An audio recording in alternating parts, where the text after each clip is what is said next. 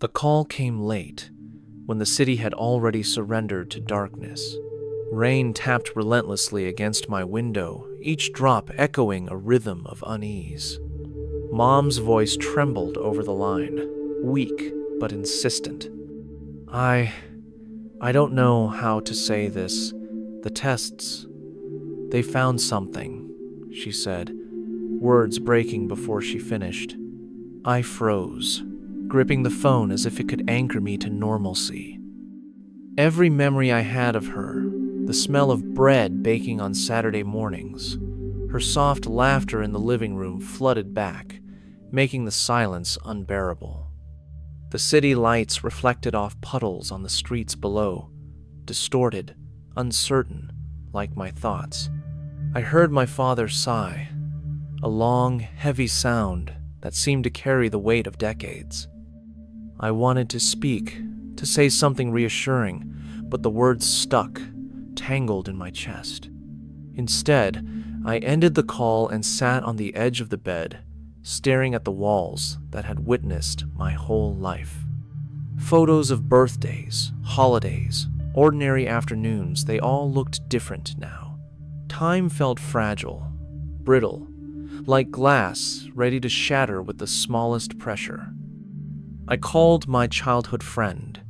He answered immediately, voice steady, grounding. I told him, haltingly, halting each syllable, feeling disbelief gnawing at me. He didn't interrupt. He let me unravel, letting my panic breathe in the space between words. After the call, I walked through the apartment, touching surfaces almost absent-mindedly. The bookshelf where Mom kept her favorite novels, the windowsill lined with plants she loved, every object became suddenly precious, vulnerable. I thought about the years I had spent busy, distracted, thinking I had time. Now, time seemed to have vanished, condensed into a few fragile weeks. I remembered how she used to wake me early, dragging me into the kitchen for pancakes, insisting I eat before school. How many times had I grumbled, wishing for more sleep? How many moments like that had I taken for granted, assuming there would always be more? I sat down on the couch, rain streaking the glass beside me, and tried to organize my thoughts. I made lists in my head, doctor visits, schedules, work obligations, but all of them seemed meaningless. The reality was sharper, more immediate. She was sick, and I couldn't change it. I felt a mix of fear and helplessness, a quiet panic simmering beneath a surface I tried to keep composed. I thought about calling my siblings, about letting them know. Would they be angry I hadn't reached out sooner? Would they blame me for not noticing sooner?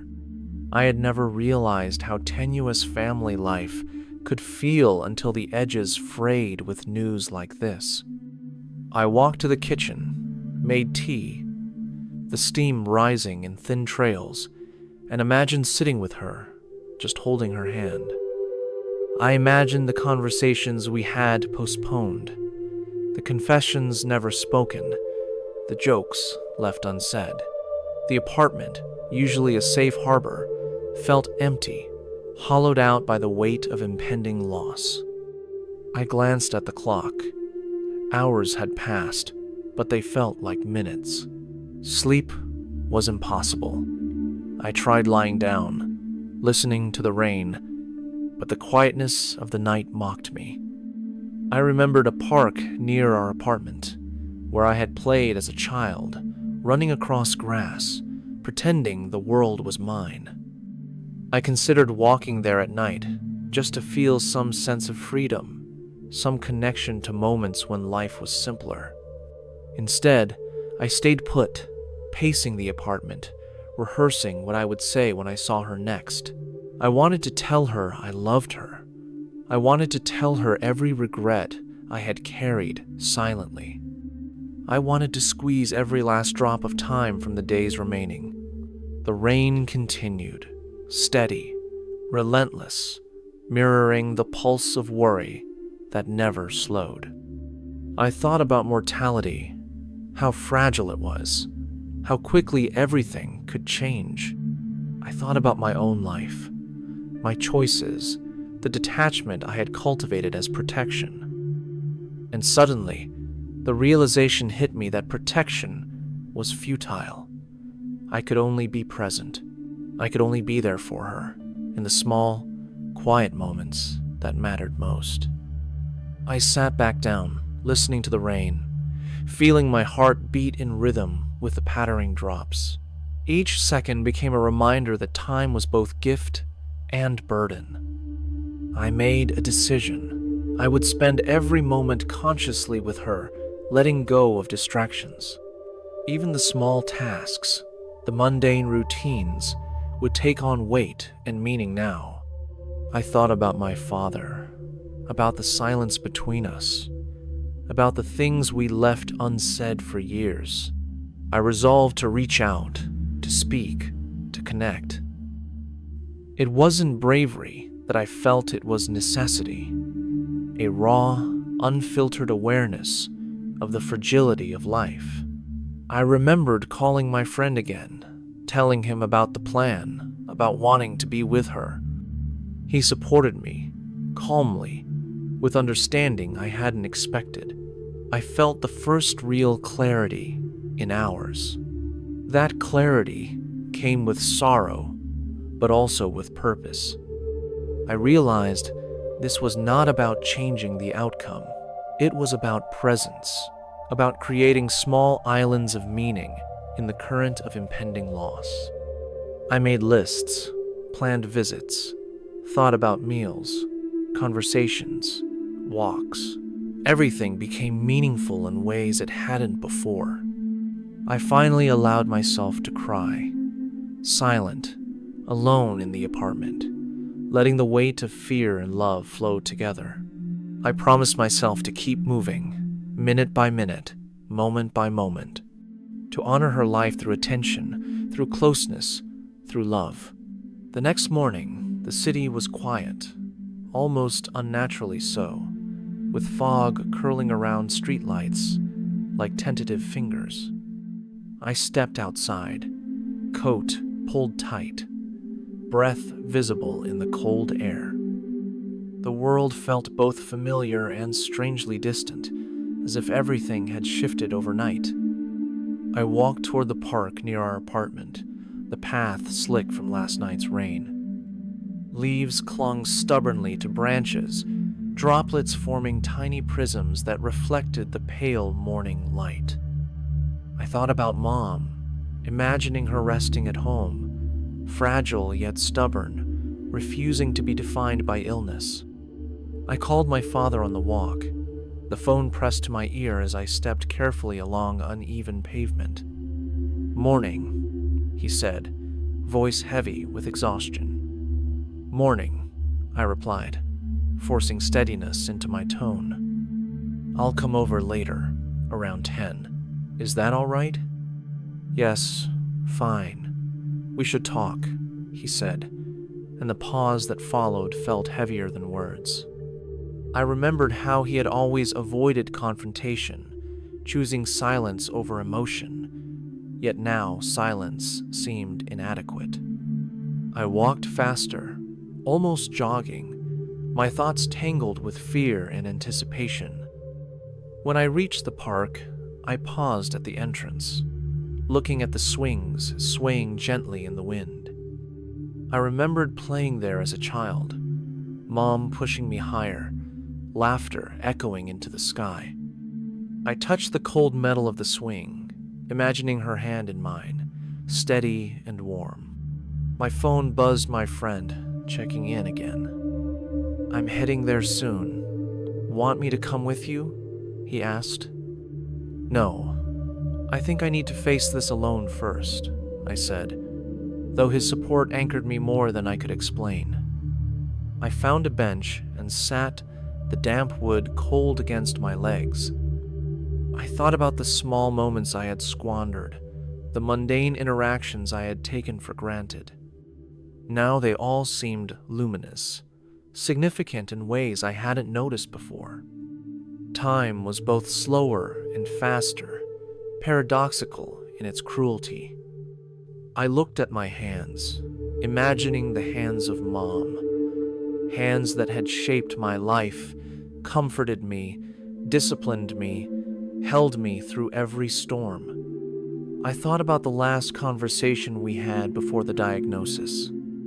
We had joked about trivial matters, the kind of humor that masked deeper worries.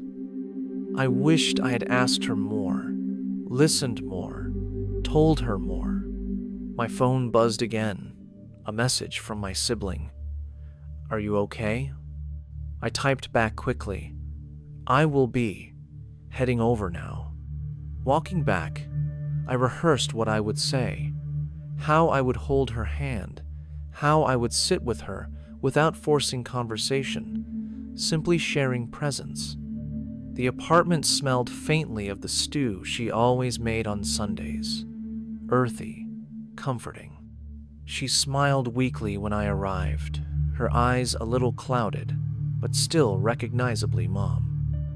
I knelt beside her chair, holding her hand carefully, afraid to hurt her fragile frame. "I'm here," I whispered, and she nodded, a silent acknowledgement passing between us. We spent hours like that, me reading aloud from a book she loved, the words tumbling quietly, echoing against walls lined with memories. I watched her reactions, the small smile, the brief laugh, the way her eyes softened. It was intimate in ways words could not capture. Later, my father joined, awkward at first, then gradually settling into the rhythm of shared presence. I noticed how even small gestures, a hand on a shoulder, a warm cup of tea, carried weight now.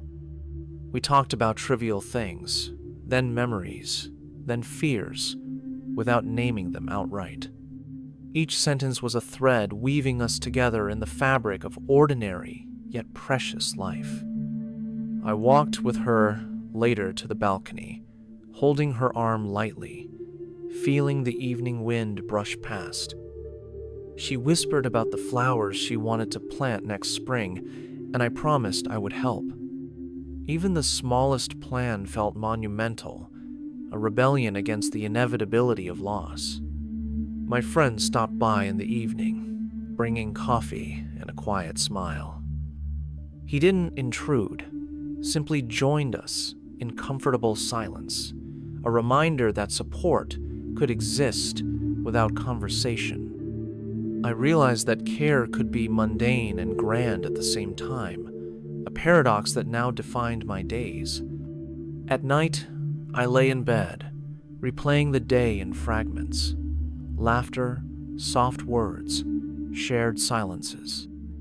Sleep came fitfully, punctuated by dreams where time stretched, contracted, and lost meaning entirely. But the purpose persisted, to be present, fully, without distraction or pretense. Tomorrow would be another day, another set of fragile moments. And I understood, for the first time in years, that life's weight was not in what we achieve, but in how we spend the fleeting seconds we are given.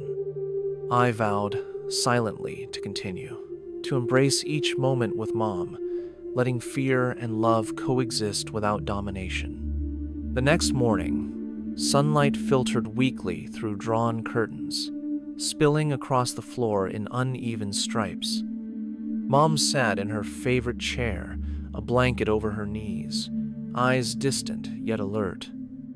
I made coffee quietly, careful not to wake her unnecessarily.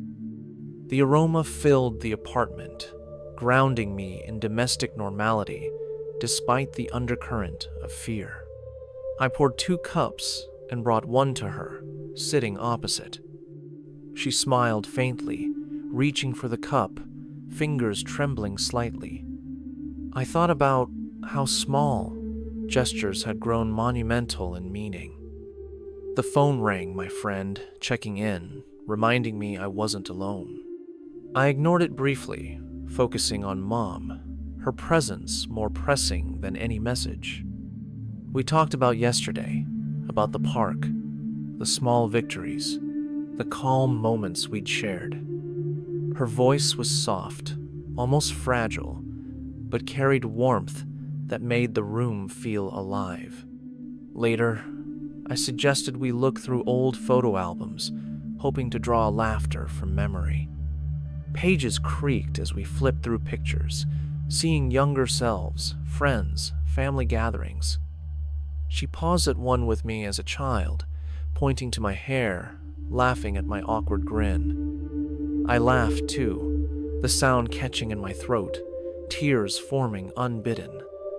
I realized how much of life's texture is memory, the stitched-together moments that define us. My father joined mid-morning, bringing newspapers, reading glasses perched on his nose. The three of us sat in companionable silence, occasionally exchanging a comment, a soft laugh, a sigh. Later, I walked with Mom to the park, her steps slow, measured, my hand supporting her lightly. The air smelled of wet earth and leaves. A dog barked in the distance. We sat on a bench, sharing a quiet presence, neither rushing nor speaking unnecessarily. She told me about old friends, her tone wistful, gentle, tinged with regret. I held her hand, squeezing lightly, understanding that words weren't always required. We returned home, and I helped her prepare a small meal, watching her savor each bite carefully. The rhythm of domestic life, mundane yet precious, had become a form of intimacy. At night, I lay awake, recalling our conversations, replaying moments of laughter, subtle smiles, and shared glances. Sleep came with difficulty, but each night reinforced the importance of time spent attentively. Tomorrow promised more small gestures, more quiet presence, more acknowledgement of fragile life. The city outside continued indifferent, yet, within these walls, life felt concentrated, intense, invaluable. I vowed to carry forward this attention, this deliberate care, each day a conscious choice to witness and honor. The weight of loss hovered at the edges, but love and memory sustained me. Even in uncertainty, there was clarity, to hold, to listen, to share presence without expectation. Each moment counted, each glance mattered, each breath carried significance previously unnoticed. The world outside continued, unaware, but inside, time was sacred, measured in care, not minutes. A few days later, Mom's energy dipped noticeably. I noticed small changes, first hesitation in her movements, pauses mid-sentence, the slight furrow of her brow. I tried not to overreact, maintaining calm for her sake, even as anxiety coiled inside me. My friend stopped by, bringing coffee and reassurance, reminding me to breathe.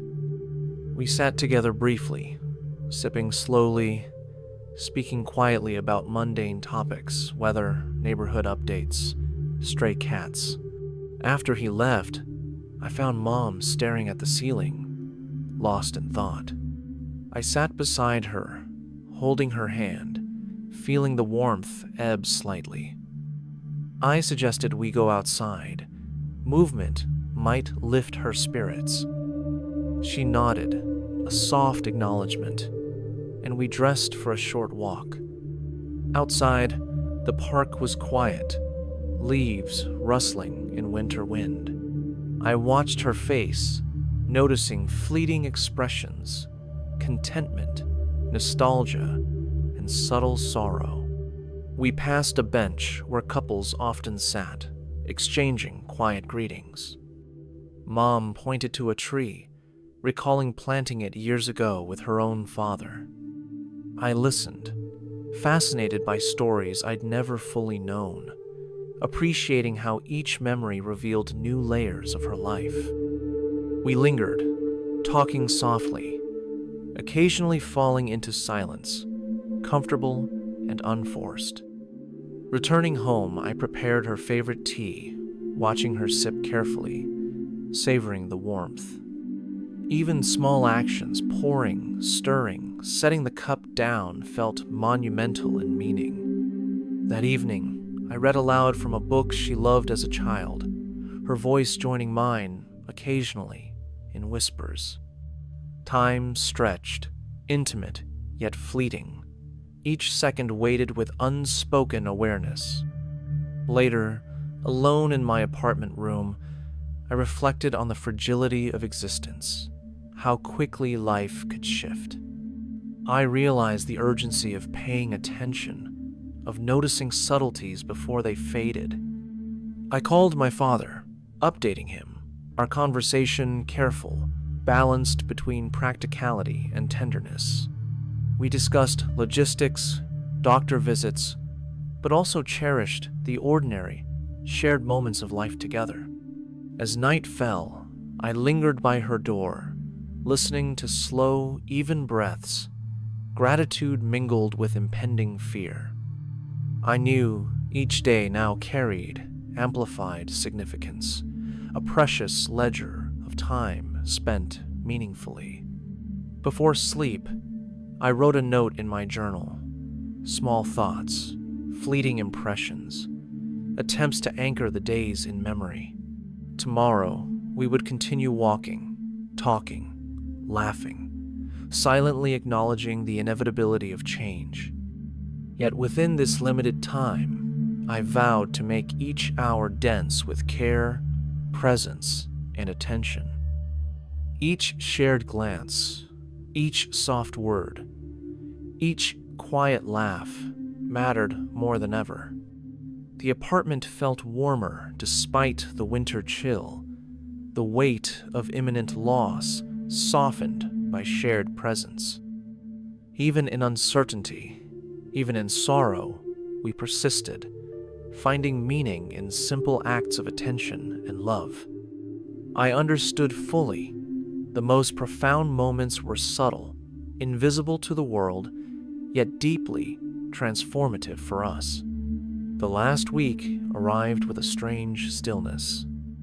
Mom's movements were slower, her words more deliberate, each sentence carefully chosen. I made a schedule to maximize time together, balancing hospital visits, home comfort, and quiet park walks.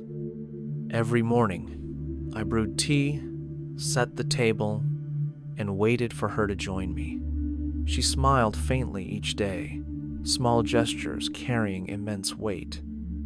We revisited old photo albums, tracing faces, recalling stories, laughter mingling with quiet sighs.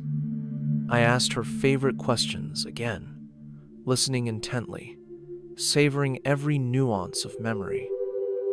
Sometimes we spoke without words, sitting side by side, hands brushing, acknowledging the fragile present.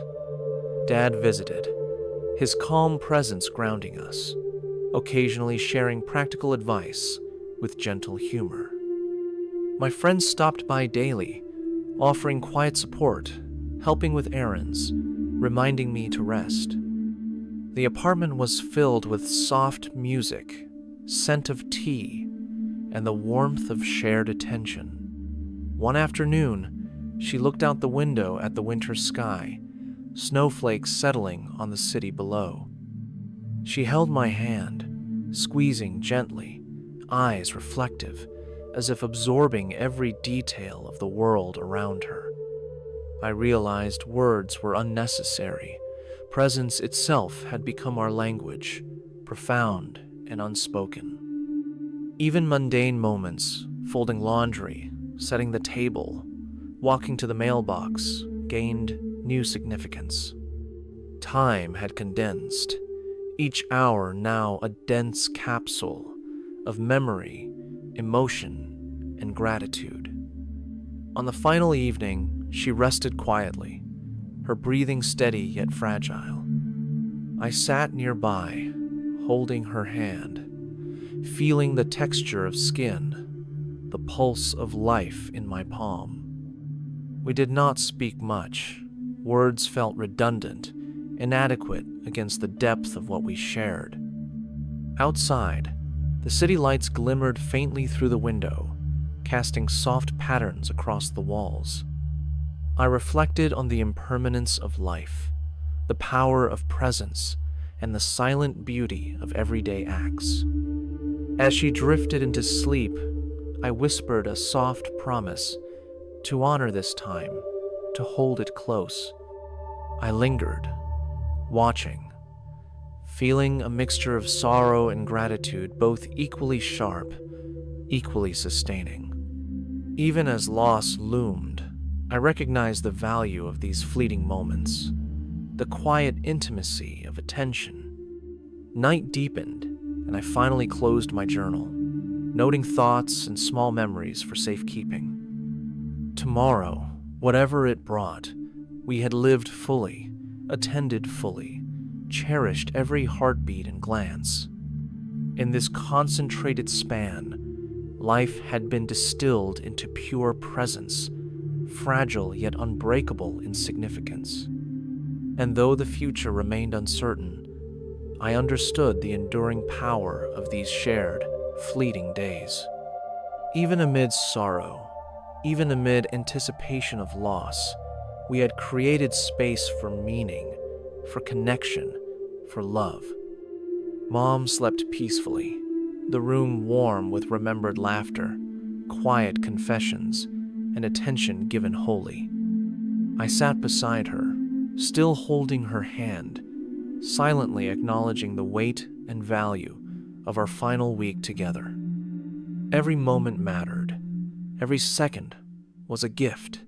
Every glance a treasure.